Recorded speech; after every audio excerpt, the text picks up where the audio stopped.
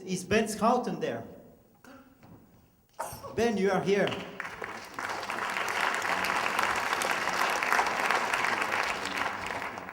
Coming directly from Holland.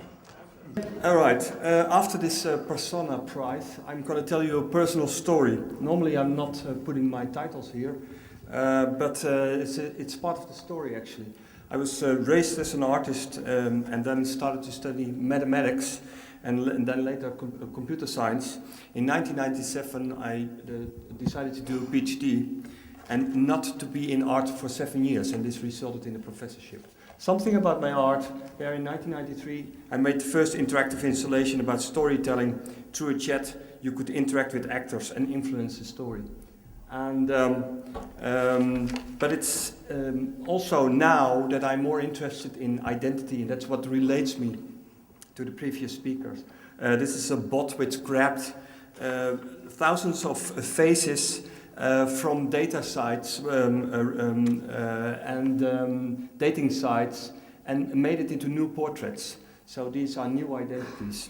But in my professional work, I work with games, and we have 400 students in gaming, and we do a lot of different games for illiteracy but also on, for instance, on for the Cine Kit for little children, and something on to playful interact. And this is actually where we're heading to. I'm more interested in a more natural and virtual interaction, which is not only in the virtual world but also in the real world.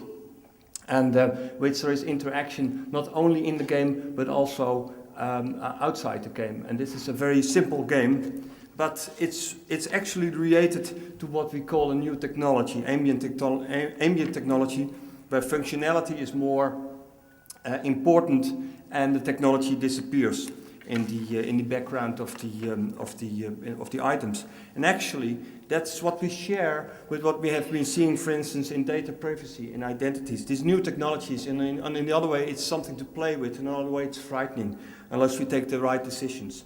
And this intelligence in this new ambient world could be adaptive, it could be socially aware, it could be anticipatory and personalized. So it has its downsides. And that's why I think we need to think about it differently. We need more open source and more possibilities for people to play with it. And actually this is a picture taken from a fab lab in Holland, and we have them in Belgium too, where people work together with artists to make fun applications. And I'm going to give you 2 examples of that. One example is, for instance, this phone which is not able to talk, so you cannot talk to each other, but you can hear each other heartbeat, actually. So there's another way of communicating through this phone than a normal one.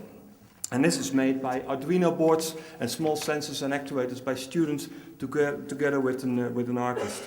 And I think this opens up new ways of creating neighborhoods, and I think getting localized is the main solution to work with all these new technologies. And this is actually a nice game, the Big Urban Game in Minnesota, where two neighborhoods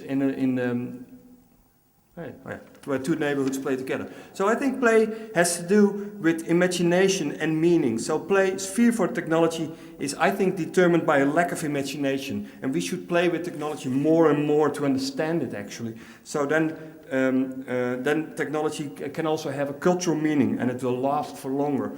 So that we have, only by playing we will find the real functionality and less fear for technology. So I think playing with functionality is essential. And then I always put one slide which I don't understand, and that's the next slide. And I guess that's your 20 seconds to say something.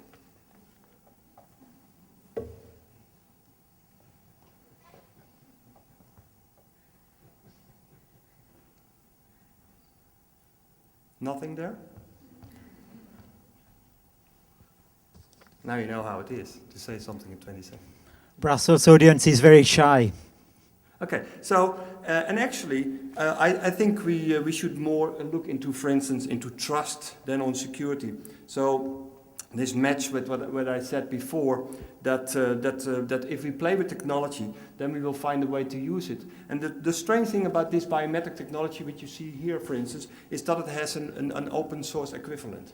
You know, it's a black box mechanism that we don't understand. And that's with a lot of different other software. Here you see, for instance, this seal, which is used in Japan for elderly people in a care home institution. And it's put on your lap, so if you have contact enough, it provides you with that. I think we should keep it simple. This is a very nice example of what I've been trying to say. David Muriel from MIT made these siftables. These are very small interactive screens which react on each other, and you can do very simple things like, for instance, equating.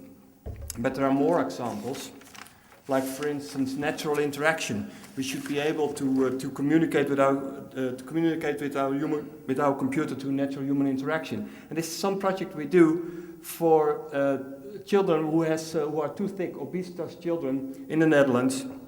And what we try to do is to have them interact with a computer and then use gaming to motivate them. And what you see here, for instance, is a tile in Eindhoven city where you can do Dance Revolution and interact with other children within the city environment.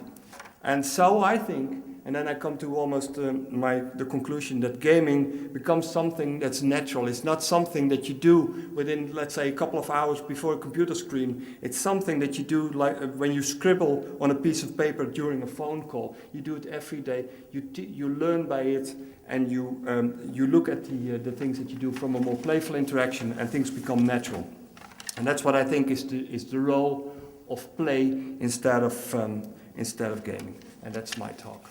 Thank you.